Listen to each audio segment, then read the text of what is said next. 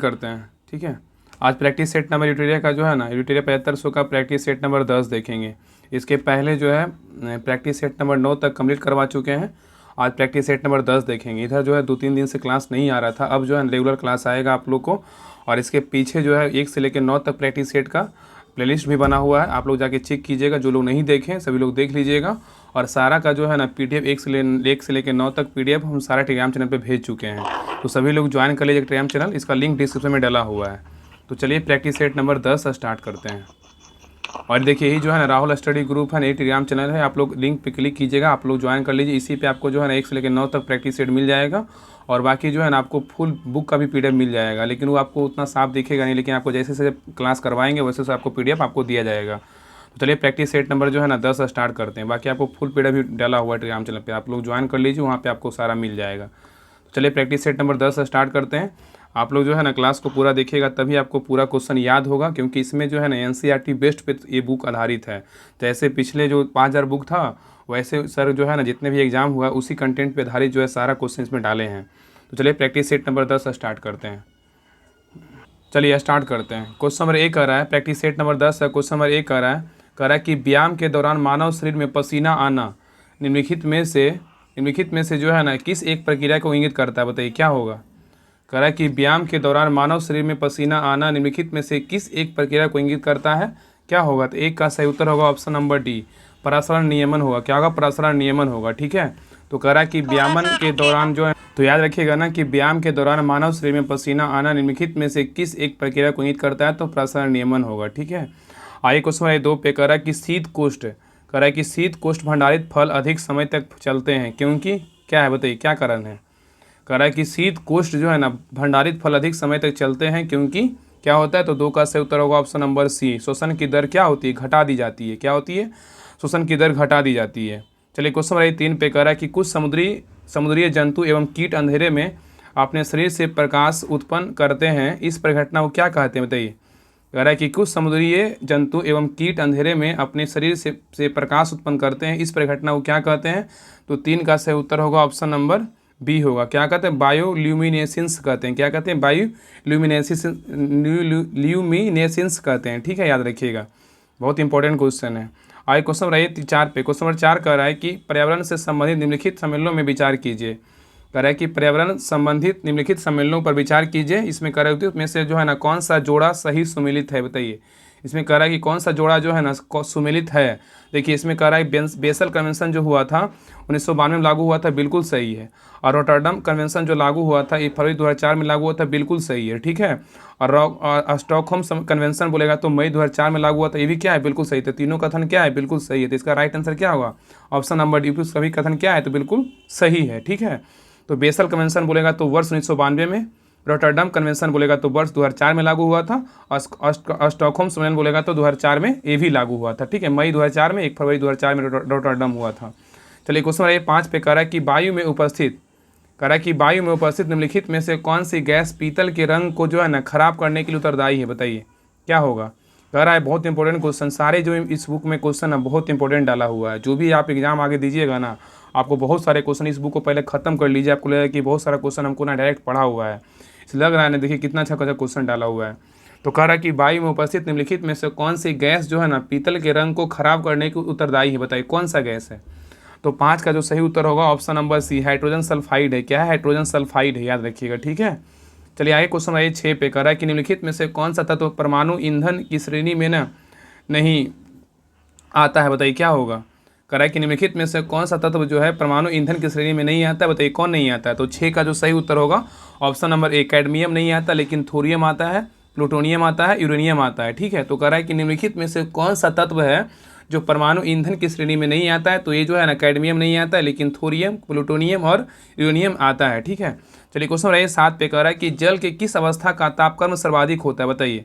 कह रहा है ना कि जल के किस अवस्था का तापमान जो होता है ना सर्वाधिक होता है, बताइए क्या होगा।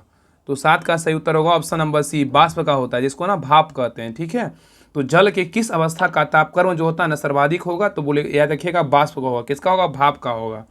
आइए क्वेश्चन नंबर 8 पे कह रहा है कि किस विटामिन का निर्माण जो है ना, किस विटामिन का निर्माण हमारे शरीर में नहीं होता, बताइए। किस विटामिन का निर्माण जो हमारे शरीर में नहीं होता है, तो किस विटामिन का निर्माण हमारे शरीर में नहीं होता है, बताइए आप लोग। तो 8 का जो सही उत्तर होगा ऑप्शन नंबर ए क्या है, विटामिन ए का निर्माण जो है ना हमारे शरीर में नहीं होता है, लेकिन विटामिन डी का निर्माण हमारे शरीर में होता है, विटामिन ई का निर्माण होता है, विटामिन के का निर्माण हमारे शरीर में होता है। ठीक है, तो विटामिन ए का निर्माण हमारे शरीर में नहीं होता है, लेकिन विटामिन के, विटामिन डी, विटामिन ई का निर्माण हमारे शरीर में होता है। आइए क्वेश्चन रहिए 9 पे, कह रहा एफ्ला, एफ्ला नामक विष जो है ना निम्न में से किससे बनता है, बताइए। एफ्ला नामक जो विष है निम्नलिखित में से किससे बनता है, तो 9 का सही उत्तर होगा ऑप्शन नंबर सी, कवक से बनता है। किससे बनता है, कवक से। चलिए क्वेश्चन नंबर 10 पे, चलिए क्वेश्चन नंबर 10 पे, क्वेश्चन नंबर 10 कह रहा है, देखिए कह रहा है कि एक व्यक्ति में तंत्रिका कोशिका की लंबाई कितनी होती है, बताइए। कह रहा है एक व्यक्ति में तंत्रिका कोशिका की लंबाई कितनी होती है, तो 10 का जो सही उत्तर होगा ऑप्शन नंबर डी, 100 सेंटीमीटर होता है। कितना होता है, 100 सेंटीमीटर होता है। चलिए क्वेश्चन नंबर 11 पे, कह रहा है निम्न में से कौन सा स्तनधारी वर्ग के अंतर्गत नहीं आता, बताइए।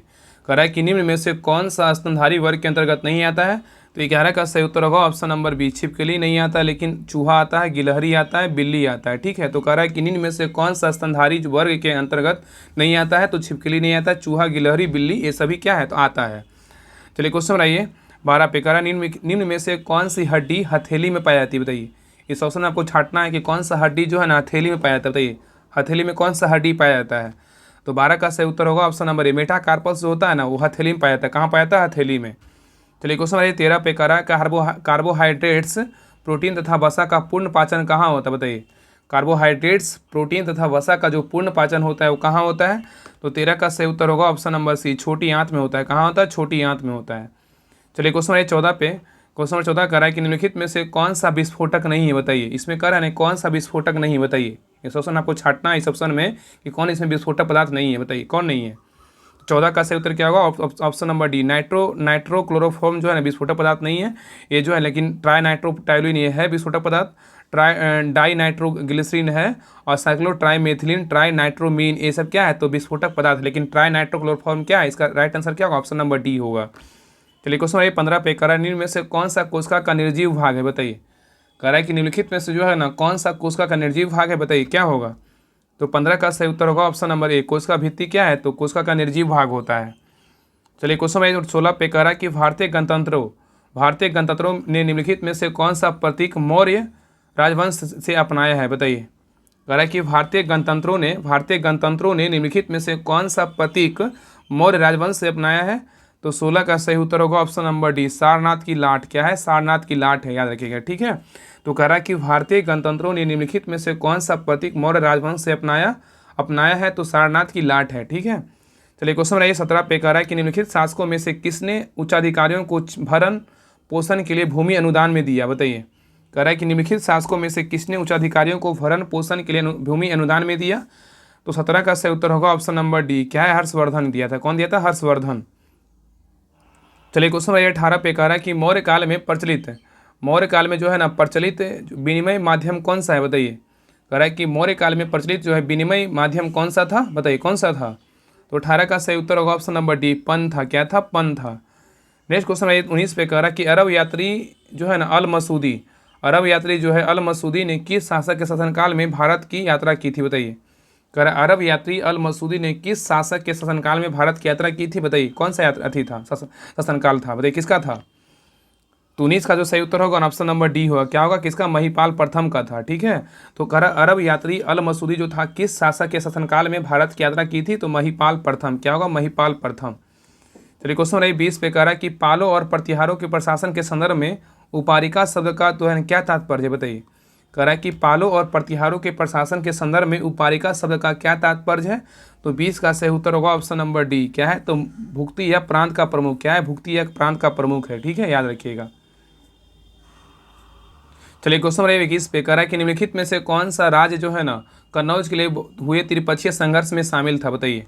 कह रहा है निम्नलिखित में से कौन सा राज्य जो है कन्नौज के लिए हुए त्रिपक्षीय संघर्ष में शामिल थे, तो 21 का जो सही उत्तर होगा ऑप्शन नंबर, यहाँ पे कह रहा है नीचे देख कूट में सही उत्तर चुनिए, हमें कौन कौन था, देखिए इसका जो सही उत्तर होगा ऑप्शन नंबर क्या होगा, 21 का सी होगा। 2, 3, 4 था, पाल भी था, और क्या था, राष्ट्रकूट था, और क्या था, प्रतिहार था, लेकिन चोल और पांडव क्या था, नहीं था। ठीक है, ये दोनों नहीं था। तो कह रहा है निम्नलिखित में से कौन से राज्य कन्नौज के लिए हुए त्रिपक्षीय संघर्ष में शामिल थे, तो इसका जो सही उत्तर होगा ऑप्शन नंबर क्या होगा, तो सी होगा, पाल था और राष्ट्रकूट था और प्रतिहार था। चलिए आइए क्वेश्चन नंबर 22 पे, कह रहा है कि निम्नलिखित घटनाओं पर विचार कीजिए। इसमें घटना को मतलब सजाना है, क्रम के अनुसार जो है ना बैठाना है, कौन सा घटना कब हुआ था। ठीक है, देखिए पहले कुतुब मीनार का निर्माण, कुतुब मीनार का निर्माण कब हुआ था बताइए, याद रखिएगा ना। कुतुब मीनार का निर्माण जो है ना ये 1200 ईस्वी में मतलब जो है कुतुबुद्दीन ऐबक ने शुरू किया था। ठीक है, कुतुब मीनार का निर्माण जो है 1200 ईस्वी में कुतुबुद्दीन ऐबक ने शुरू किया था। अगर यहाँ पे बात करें फिरोज शाह तुगलक का मृत्यु कब हुआ था, तो फिरोज शाह तुगलक का जो मृत्यु हुआ था ना ये हुआ था 1388 में हुआ था। कब हुआ था? 1388 ईस्वी में मृत्यु हुआ था फिरोज शाह तुगलक का, याद रखिएगा। ठीक है, और यहाँ पे बात करें भारत में पुर्तगालियों का आगमन कब हुआ था, तो भारत में पुर्तगालियों का जो आगमन हुआ था ना ये 1798 में हुआ था। क्या 1798 में हुआ था? 1798 में, याद रखिएगा। और कृष्णदेवराय का शासनकाल कितना से कितना था, तो इनका शासनकाल जो था ना ये 1509 से 1529 तक 1529 तक था। 1509 से 1529 तक था। अब देखिए बैठा लीजिए कौन कौन होगा। इसका सही उत्तर क्या होगा? 1 1 1 2 3 4 क्या होगा इसका राइट आंसर? क्या होगा इसका राइट? ऑप्शन नंबर 1 2 3 4 होगा। ठीक है, याद रखिएगा। आइए क्वेश्चन रहिए 23 पे। देखिए कह रहा है कि मध्यकालीन भारत के दौरान फनम शब्द का उल्लेख जो है ना किया गया था, कौन सा बताइए। कह रहा है कि मध्यकालीन भारत के दौरान फनम शब्द का उल्लेख किया गया था, क्या था बताइए। तो 23 का जो सही उत्तर होगा ऑप्शन नंबर डी, सिक्के था। क्या था? सिक्के था। आइए क्वेश्चन रहिए 24 पे। कह रहा है कि लॉर्ड मेयो, कह रहा है कि लॉर्ड मेयो के बारे में निम्नलिखित में कथनों पर विचार कीजिए। इसमें कह रहा है कि कौन सा कथन जो है ना सही है। लॉर्ड मेयो के बारे में जो है कह रहा है कि कौन सा कथन जो है ना इसमें सही है, इसमें बताना है कि कौन सा कथन सही है। देखिए लॉर्ड मेयो जो था ना भारत के 5वें वायसराय था, क्या है? बिल्कुल क्या है? गलत है। ठीक है, ये 5वें वायसराय था, ये बिल्कुल गलत है। आगे देखिए कह रहा है कि भारत में प्रथम जनगणना लॉर्ड मेयो के शासनकाल में हुआ था, बिल्कुल क्या है? सही है। और इनकी मृत्यु जो है लॉर्ड मेयो का जो मृत्यु हुआ था 8 फरवरी 1872 को पोर्ट ब्लेयर में हुई थी और इन्हें डबलिन में दफनाया गया था, ये भी क्या है? बिल्कुल सही है। और लॉर्ड मेयो 1869 से 1872 के बीच भारत के गवर्नर जनरल है, तो ये भी क्या है? बिल्कुल कथन सही है। तो 2 3 4 बिल्कुल क्या है? सही है। तो इसका राइट आंसर क्या होगा? Option number D is the right answer होगा। 24 का right answer option number D होगा। चलिए आए क्वेश्चन 25 पे। कह रहा है कि निम्नलिखित में से कौन सा नेता असहयोग आंदोलन से सहमत नहीं था। कह रहा है कि निम्नलिखित में से कौन सा नेता जो है असहयोग आंदोलन से सहमत नहीं था और आंदोलन के कारण कांग्रेस छोड़ दिया, बताइए कौन सा नेता था। तो 25 का सही उत्तर होगा ऑप्शन नंबर डी, इनमें से सभी होगा। ठीक है, एनी बेसेंट भी, बिपिन चंद्रपाल भी, मोहम्मद जिन्ना भी। ठीक है, तीनों छोड़ दिए थे। चलिए आए क्वेश्चन 26 पे। कह रहा है कि सत्ता, कह रहा है कि सत्ता हस्तांतरण के समय निम्नलिखित राज्यों में से किसमें जो है कांग्रेस दल का पूर्ण विकसित संगठन था, बताइए। कह रहे हैं कि सत्ता हस्तांतरण के समय निम्नलिखित राज्यों में से किसमें कांग्रेस दल का पूर्ण विकसित संगठन था, बताइए कहाँ था। तो 26 का सही उत्तर होगा ऑप्शन नंबर सी, मैसूर। कहाँ होगा? मैसूर। ठीक है, मैसूर, याद रखिएगा। आइए कह रहा है देखिए पेशवाई, ये कह रहा है कि पेशवाई को कब समाप्त किया गया था, बताइए। पेशवाई को जो है कब समाप्त किया गया था, बताइए कब किया गया था समाप्त। तो 27 का सही उत्तर होगा ऑप्शन नंबर बी, 1818 ईस्वी में। कब किया गया था? 1818 ईस्वी में किया गया था। आइए क्वेश्चन रहिए 28 पे। देखिए कह रहा है कि भारत में भवन वास्तु एवं स्पष्ट फ्रेंच प्रभाव कहाँ परिलक्षित होता है, बताइए। कह रहा है कि भारत में भवन वास्तु पर स्पष्ट फ्रेंच प्रभाव कहाँ परिलक्षित होता है। तो 28 का जो सही उत्तर होगा, 28 का राइट आंसर क्या होगा? Option number C, Puducherry. क्या है? पुडुचेरी। चलिए नेक्स्ट क्वेश्चन नंबर 29 पे। क्वेश्चन नंबर 29 पे कह रहा है कि भारत में निम्न वायसरायों में से किसके शासनकाल में Indian penal code, civil procedure code और क्रिमिनल प्रोसीजर कोड पारित किए गए थे, बताइए। कह रहा है कि भारत के किस गवर्नर जनरल वायसराय में जो है ना किसी काल में Indian penal code, civil procedure code और क्रिमिनल प्रोसीजर कोड पारित किया गया था, बताइए क्या होगा। तो 29 का सही उत्तर होगा option number C, Lord Canning काल में किया गया था। किसके काल में किया गया था? लॉर्ड कैनिंग काल में किया गया था। क्या मतलब ये पारित किया गया था? Indian penal code, civil procedure code और क्रिमिनल प्रोसीजर कोड पारित किया गया था। चलिए आए क्वेश्चन 30 पे। कह रहा है कि वह कौन सा कांग्रेस अध्यक्ष था जिसने क्रिप्स मिशन व लॉर्ड बेवल दोनों से वार्ताएं की थी, बताइए। कह रहे वह कौन सा कांग्रेस अध्यक्ष था जिसने क्रिप्स मिशन व लॉर्ड बेवल दोनों से वार्ताएं की थी, बताइए कौन था वो, कौन थे व्यक्ति, बताइए। तो 30 का जो सही उत्तर होगा ऑप्शन नंबर ए, क्या? अबुल कलाम आज़ाद थे। कौन थे? अबुल कलाम आज़ाद थे। ठीक है, चलिए क्वेश्चन 31 पे। कह रहा है हमारे सौरमंडल से संबंधित निम्नलिखित कथनों पर विचार कीजिए। कह रहा है कि हमारे सौरमंडल से संबंधित निम्नलिखित कथनों पर विचार कीजिए। इसमें कह रहा है ना कि कौन सा कथन जो है दिए गए उपयुक्त कथनों में कौन सा कथन जो है ना इसमें सही है, इसमें सही कथन को चुनना है। कह रहा है कि हमारे सौरमंडल से संबंधित निम्नलिखित कथनों पर विचार कीजिए, इसमें कौन सा कथन सही है। देखिए इसको छाटते हैं, कौन सा कथन सही है। देखिए कह रहा है ना कि सप्तऋषि, कह रहा है कि सप्तऋषि जो है बिग बियर तापमंडल का हिस्सा बनाता है, बिल्कुल क्या है? सही है। क्या है? बिल्कुल सही है। ठीक है, और आगे देखिए कह रहा है कि सप्तऋषि जो है उर्सा मेजर तारामंडल का हिस्सा बनाता है, बिल्कुल क्या है? ये भी सही है। ठीक है, और आगे देखिए कह रहा है कि क्षुद्र बेल्ट मंगल और पृथ्वी की कक्षाओं के मध्य स्थित है, ये बिल्कुल क्या है? गलत है। ठीक है, यहाँ पे क्या होगा ना, क्षुद्र ग्रह जो बेल्ट होता है ना मंगल और बृहस्पति के बीच स्थित है। क्या है? बृहस्पति यहाँ पे होगा। यहाँ पे बृहस्पति होगा, तब जो है सही होगा। यहाँ पे पृथ्वी दिया और इसलिए गलत है, ठीक है। तो कह रहा है क्षुद्र ग्रह जो होता है ना, मंगल और बृहस्पति के बीच कक्षाओं के मध्य स्थित होता है, और सबसे बड़ा क्षुद्र ग्रह जो है ना सिरे है। क्या है? सबसे बड़ा जो क्षुद्र ग्रह है वो सिरे है, मतलब केयर है। क्या है? सिरे है, सिरे है, मतलब सिरे लिखा हुआ है, सिरे है। इसका सही उत्तर क्या होगा? इसका जो है ना गलत पूछ रहा था ना, इसमें सही पूछ रहा है, कौन सा कथन सही है। तो इसमें जो है ना 1, 2 और 4 क्या है? सही है। इसका राइट आंसर क्या होगा? ऑप्शन नंबर डी होगा। लेकिन क्या है, सी 3 नंबर क्या था? गलत था। यहाँ पे पृथ्वी की जगह क्या होगा? बृहस्पति होगा, ठीक है, याद रखिएगा। चलिए क्वेश्चन नंबर 32 पे कह रहा है कि सियाचिन हिमनद जो है ना कहाँ स्थित है? बताइए, सियाचिन हिमनद जो है वो कहाँ अवस्थित है? तो 32 का राइट आंसर क्या होगा? ऑप्शन नंबर डी, नुब्रा घाटी के उत्तर में स्थित है। तो सियाचिन हिमनद जो है ना वो कहाँ अवस्थित है? नुब्रा घाटी के उत्तर में स्थित है। चलिए क्वेश्चन नंबर 33 पे कह रहा है कि पुराणों में किस नदी को मेकल पर्वत, मतलब जिसको ना मैकाल पर्वत बोल सकते हैं, कि कन्या के मेकल सूता कहा गया है? बताइए, कह रहा है कि पुराणों में किस नदी को मैकाल पर्वत की कन्या मेकल सूता कहा गया है? तो 33 का सही उत्तर होगा ऑप्शन नंबर ए, नर्मदा। किसका कहा गया? नर्मदा को कहा गया है। चलिए क्वेश्चन नंबर 34 पे कह रहा है कि भूमध्य रेखा निम्नलिखित में से किन देशों से होकर गुजरती है? बताइए, भूमध्य रेखा जो है ना निम्नलिखित में से किन देशों से होकर गुजरती है? तो 34 का सही उत्तर होगा ऑप्शन नंबर ए, मालदीव, गैबोन और ब्राज़ील से होकर ना गुजरता है, ठीक है, याद रखिएगा। और भूमध्य रेखा जो है टोटल 13 देश से होकर गुजरता है। कितना देश से गुजरता है? तो टोटल 13 देश से होकर गुजरता है, याद रखिएगा, ठीक है, 13 देश। इसमें बोल रहा है कौन कौन देश से गुजरता है? तो मालदीव, गैबोन और ब्राज़ील से गुजरता है। चलिए क्वेश्चन नंबर 35 पे कह रहा है कि भारत के संविधान के अनुच्छेद 355 के तहत संघ का यह कर्तव्य है कि वह क्या कर सकता है? बताइए, कह रहा है कि भारत के संविधान के अनुच्छेद 355 के तहत संघ का यह कर्तव्य है कि वह क्या क्या कर सकता है? तो 35 का सही उत्तर होगा ऑप्शन नंबर ए, बाहरी आक्रमण और आंतरिक अशांति से राज्यों की रक्षा करना। क्या है? बाहरी आक्रमण और आंतरिक अशांति से राज्यों का रक्षा करना, ठीक है, याद रखिएगा। चलिए क्वेश्चन नंबर 36 पे कह रहा है कि राज्यसभा के सभापति के रूप में उपराष्ट्रपति को क्या नहीं करता है? बताइए, कह रहा है कि राज्यसभा के सभापति के रूप में उपराष्ट्रपति क्या नहीं कर सकता है? तो 36 का सही उत्तर होगा ऑप्शन नंबर सी, लोकसभा व राष्ट्रपति के समक्ष राज्यसभा का प्रवक्ता, ठीक है। तो कह रहा है कि ये नहीं कर सकता, लेकिन राज्यसभा का सभापति तो कर सकता है। राज्यसभा के सभापति होते हैं और राज्यसभा का सत्रावसान कर सकते हैं, और राज्यसभा के सदस्यों के विशेषाधिकारों का संरक्षण भी कर सकते हैं। लेकिन जो है ना सी नंबर क्या है? नहीं कर सकते। लोकसभा और राष्ट्रपति के समक्ष राज्यसभा का प्रवक्ता ये नहीं कर सकते। इसका राइट आंसर क्या होगा? ऑप्शन नंबर सी होगा। चलिए क्वेश्चन नंबर 37 पे, चलिए क्वेश्चन नंबर 37 कर रहा है, ये कह रहा है कि किसी संवैधानिक सरकार के 2 आधारभूत जो है ना मूल्य क्या होते हैं? बताइए, कह रहा है किसी संवैधानिक सरकार के 2 आधारभूत जो मूल्य है वो क्या होते हैं? तो 37 का सही उत्तर होगा ऑप्शन नंबर ए, स्थिरता और स्वतंत्रता है। क्या है? स्थिरता और स्वतंत्रता है।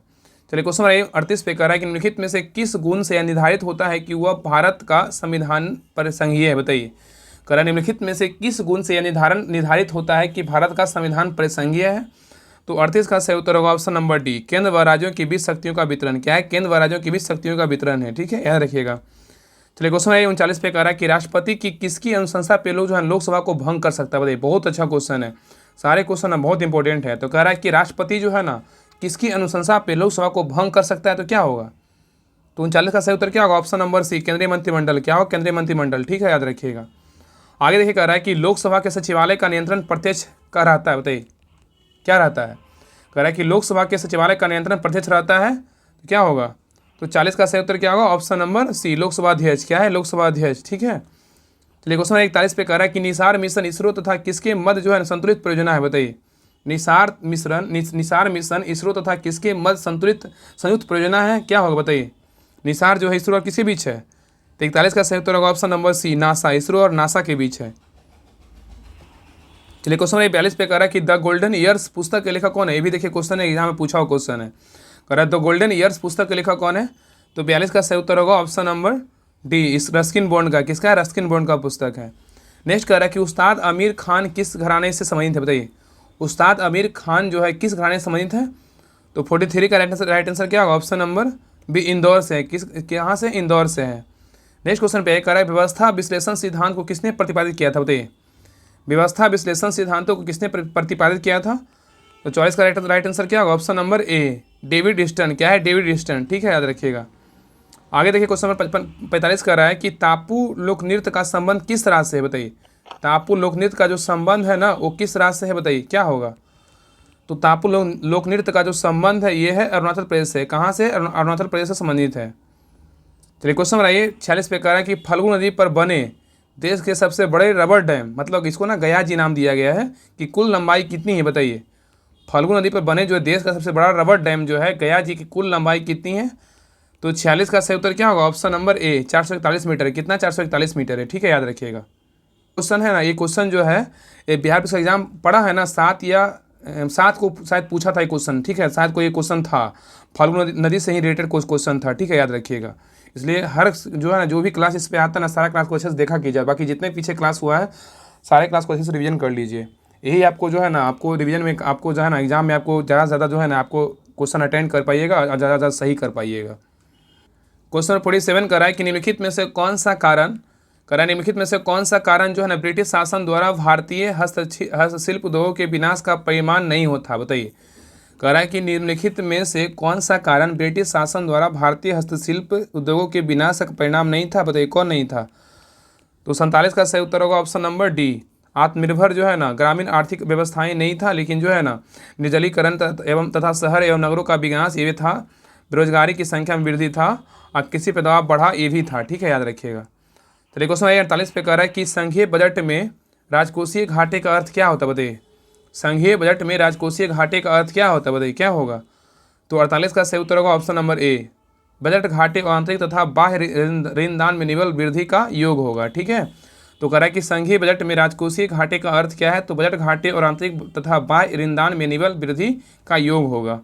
चलिए क्वेश्चन रहिए 49 पे कह रहा है कि निम्नलिखित में से कौन सा जैव निम्नीकरण मतलब बायोडिग्रेडेबल प्रदूषक नहीं है? बताइए कौन जो है ना जैव निम्नीकरण नहीं है? बताइए कौन नहीं है?